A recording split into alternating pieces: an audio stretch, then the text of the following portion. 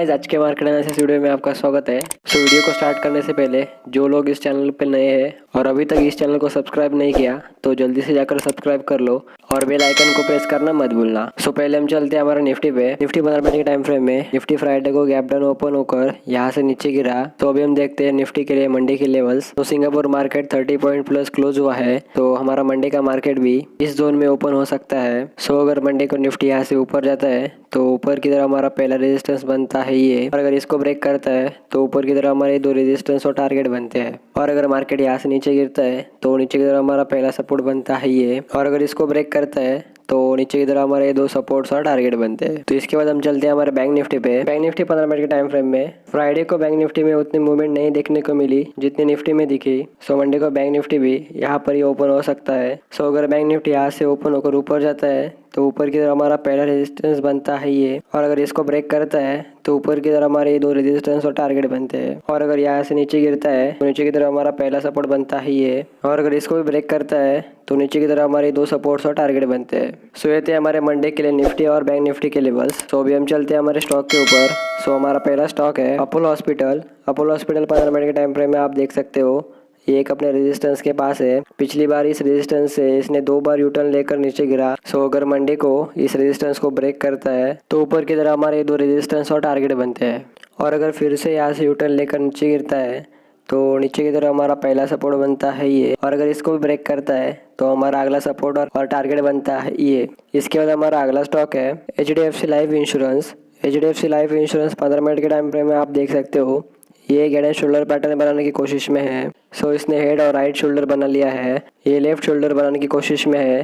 अगर मंडे को इस रेजिस्टेंस से यूटर्न लेकर लेफ्ट शोल्डर बनने की कोशिश करता है तो नीचे की तरफ हमारा पहला सपोर्ट और टारगेट बनता है ये, और अगर इसको ब्रेक करता है तो नीचे की तरफ हमारे दो सपोर्ट्स और टारगेट बनते हैं। और अगर इस रेजिस्टेंस को ब्रेक करता है और ऊपर जाता है तो ऊपर की तरफ हमारा पहला टारगेट बनता है ये, और अगर इसको भी ब्रेक करता है तो ऊपर की तरफ हमारे और दो रेजिस्टेंस और टारगेट बनते हैं। तो इसके बाद हम चलते हैं हमारे अगले स्टॉक के ऊपर। हमारा अगला स्टॉक है Ambuja cement. Ambuja cement Monday time frame में आप देख सकते हो इसने एक कप एंड हैंडल पैटर्न बना लिया है। अगर मंडे को या आने वाले दिनों में इस कप एंड हैंडल पैटर्न का ऊपर की तरफ ब्रेकआउट होता है तो ऊपर की तरफ नए लेवल्स देखने को मिल सकते हैं, क्योंकि ये ऑल टाइम हाई है। 100 पिवट्स पॉइंट को यूज करके ऊपर की तरफ अपने लेवल्स बना सकते हो। और अगर यहाँ से यूटर्न लेकर नीचे गिरता है तो नीचे की तरफ हमारा पहला सपोर्ट और टारगेट बनता है ये, और अगर इसको भी ब्रेक करता है तो हमारा अगला सपोर्ट और टारगेट बनता है ये। तो इसके बाद हम चलते हैं हमारे अगले स्टॉक के ऊपर। हमारा अगला स्टॉक है Bajaj Finserv. Bajaj Finserv 1 hour time frame में आप देख सकते हो ये 10 दिन से कंसोलिडेट होकर एक बॉक्स पैटर्न में चल रहा है।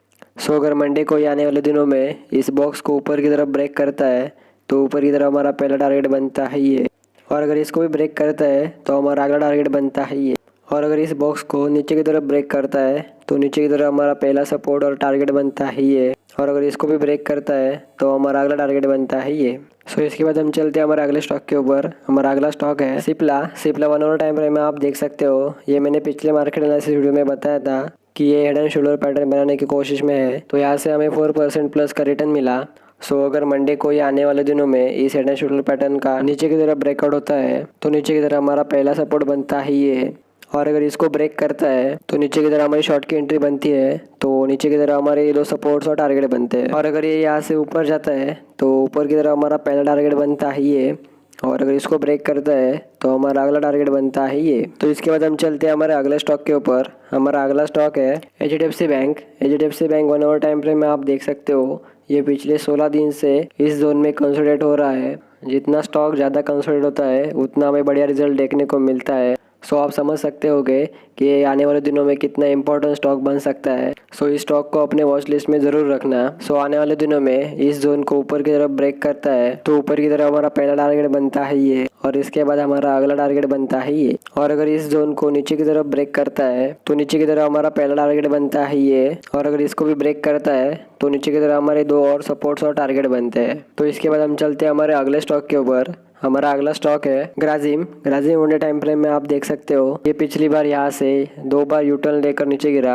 मंडे को या आने वाले दिनों में इस रेजिस्टेंस को ऊपर की तरफ ब्रेक करता है तो ऊपर की तरफ हमारा पहला टारगेट बनता है ये, और अगर इसको भी ब्रेक करता है तो ऊपर की तरफ नए लेवल्स देखने को मिल सकते हैं, क्योंकि ये ऑल टाइम हाई है। और अगर कल यहाँ से यूटर्न लेकर नीचे गिरता है तो नीचे की तरफ हमारा पहला सपोर्ट बनता है ये, और इसको ब्रेक करता है तो नीचे की तरफ हमारे और दो सपोर्ट्स और टारगेट बनते हैं। तो इसके बाद हम चलते हैं हमारे अगले स्टॉक के ऊपर। हमारा अगला स्टॉक है Adani enterprises. Adani enterprises 15 minute के टाइम फ्रेम में आप देख सकते हो ये पिछले 8 दिन से कंसोलिडेट होकर एक बॉक्स पैटर्न में चल रहा है। सो मंडे को या आने वाले दिनों में इस बॉक्स को ऊपर की तरफ ब्रेक करता है तो ऊपर की तरफ हमारे 2 रेजिस्टेंस और टारगेट बनते हैं। और अगर इस बॉक्स को नीचे की तरफ ब्रेक करता है तो नीचे की तरफ हमारे 2 सपोर्ट्स और टारगेट बनते हैं। तो इसके बाद हम चलते हैं हमारे अगले स्टॉक के ऊपर। हमारा अगला स्टॉक है भारत पेट्रोल कॉर्पोरेशन।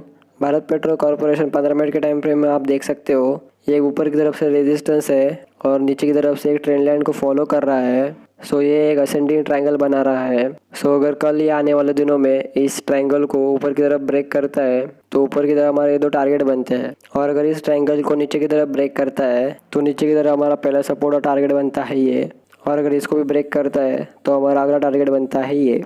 सो इसके बाद हम चलते हैं हमारे आखिरी स्टॉक पे। हमारा आखिरी स्टॉक है SBI card. SBI card 1 hour time frame में आप देख सकते हो ये भी अपने रेजिस्टेंस के पास है। और पिछली बार इस रेजिस्टेंस को ब्रेक करने की इसने कोशिश की थी पर यहाँ से यू टर्न लेकर ये नीचे गिरा। सो आज फिर से इस रेजिस्टेंस के पास ये क्लोज हुआ है। सो अगर कल या आने वाले दिनों में इस रेजिस्टेंस को ऊपर की तरफ ब्रेक करता है तो ऊपर की तरफ जो इसने पिछली बार गैप बनाई है तो ये गैप फिलअप करने की कोशिश कर सकता है। तो ऊपर की तरफ हमारा पहला टारगेट बनता है ये। और अगर इसको भी ब्रेक करता है तो ऊपर की तरफ हमारे और 2 रेजिस्टेंस और टारगेट बनते हैं। और अगर इस रेजिस्टेंस से यूटर्न लेकर नीचे गिरता है तो नीचे की तरफ हमारा पहला सपोर्ट बनता है ये। और अगर इस रेजिस्टेंस को ब्रेक करता है तो नीचे की तरफ हमारे और 2 सपोर्ट्स और टारगेट बनते हैं। सो गाइस आज के लिए इतना ही। अगर ये वीडियो आपको अच्छी लगे तो इसको लाइक करना ज़रूर और इस वीडियो को शेयर करना ज़रूर और ऐसे स्टॉक के इन्फॉर्मेशन के लिए इस चैनल को सब्सक्राइब करना ज़रूर।